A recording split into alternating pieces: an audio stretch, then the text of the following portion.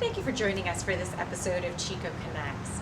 In this episode, our Assistant City Manager, Chris Constantin, and Downtown Business Association Director, Melanie Bassett, sit down with the owner of Crush Restaurant, just talking about COVID-19 and local businesses and what opening up means to Chico and our local businesses. We'd like to welcome you. We're here at Crush with the owner, Jason Kolobov, one of our favorite restaurants downtown. I'm Melanie Bassett, Executive Director of the Downtown Chico Business Association. And with me here also today is Chris Constantin, our Assistant City Manager.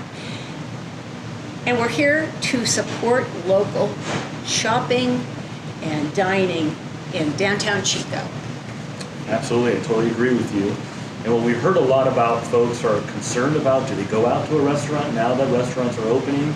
And we wanted to find out a little bit more about what you're doing to keep people assured that they're safe coming out to restaurants. Yeah, thanks for asking, Chris. We're taking a little different approach. We're just doing reservation only, 10 tables a night. We're trying to keep it really clean. We have sanitizer stations. We have our staff trained, masks, gloves. We're following all the guidelines from Butte County. And we're trying to keep our staff safe too. So we don't want a ton of people coming in here. We're not seating the bar. We're just doing one table seating a night and just trying to keep it real clean and safe. Great. So for somebody who hasn't ventured out in the last 8 weeks that wants to come to a restaurant, walk me through the process of how do I get into this restaurant? Well, you would call and you would make a reservation. So we only have 10 tables a night available right now. We're going to play it safe for a few weeks to kind of see how things go. You call and make a reservation. When you come in, we'd have someone at the front door, and we have a list of reservations. You're not allowed in the building unless you are on that list. So they would walk up to the front door, they'd give their name of their party, they'd be escorted to their table. We would serve them. We'd give them as much service as they wanted, and then they'd enjoy their meal.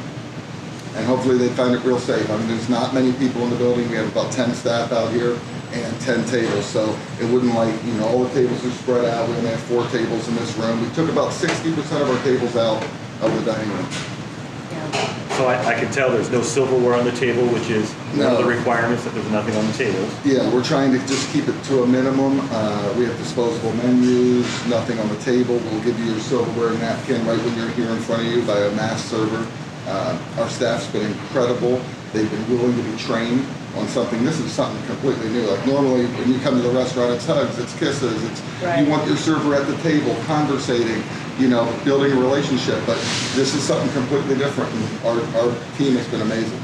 So you've been closed since mid-March with the state at home order. Yeah. Now we're looking at 2 months since our restaurants and businesses have been closed. Can you talk to me a little bit about kind of the financial impact, what's happening to our businesses? Yeah, I mean, I think not necessarily restaurants only, but a lot of businesses, small businesses, are cash flow dependent. We need money coming in to pay the bills, and it's not like there's hundreds of thousands of dollars sitting in a bank account in case a pandemic comes around. And then you have a lot of staff, so it was very difficult to lay your staff off. We have a lot of young kids, a lot of people that work hard. We had to lay everyone off to try and figure out, is this a 1 week thing, a 2 week thing, a 2 year thing? We didn't know. Rents weren't getting paid, vendors aren't getting paid.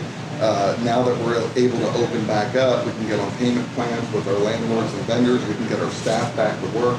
We really need to, just stay open, and hopefully this keeps it at bay. So the city and its economic development partners, the DCDA, the Chamber, the U College, the Alliance for Workforce Development, the University, we've worked really hard to support businesses through this time. 3 core. Our Community Development Bank has created a disaster loan program similar to what the Small Business Administration has developed. And the difficulty we see here is it's not just about what revenue you pull in, right? You support a phenomenal amount of other vendors, and you're their lifeblood. So can you talk a little bit more about the type of vendors that you support, who you buy from, who are the other people impacted that when you do well, they do well? Yeah, we shop a lot local. I mean, we buy from S&S, Gagers, they do all our chemicals, Comanche Creek Farms, Orland Farmstead, the cheese company. So every time that, we shut down, everyone was like, whoa, I'm sure every one of these people were hurt financially. And a lot of restaurants in town use the same vendors. And I can only imagine the trickle-down effect. You know, from the banks, the landlords, the restaurants, the employees, the taxes, the city, I mean, there's so many people in one restaurant touches financially. And that's just a small fraction of the business in Chico. Well, Jason, we appreciate your time Thank you, and Chris. all the years of service Yes. that you've had in our community, Hopefully Yeah. many more. and we wish you the best. Yes, thank you.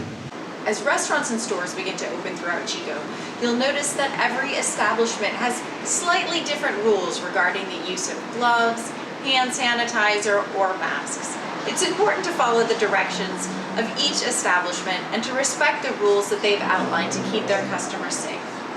Well, welcome everybody. As you have seen before, we've been going to different restaurants and talking to owners. Today we're here with Gary Lewis, who is the owner of the Poorhouse here off of East and Cohasset. And so Gary, we really appreciate you giving us the time to talk to you, and we'd like to ask you a few questions about the restaurant, how things are going, and what you would want people to know when they're coming to your restaurant. Should people feel safe coming to your restaurant? Absolutely. Well, everything from the second they park, they come up here. We do queue people up outside at least 6 feet apart. If there are any waits, there usually isn't that much of a problem.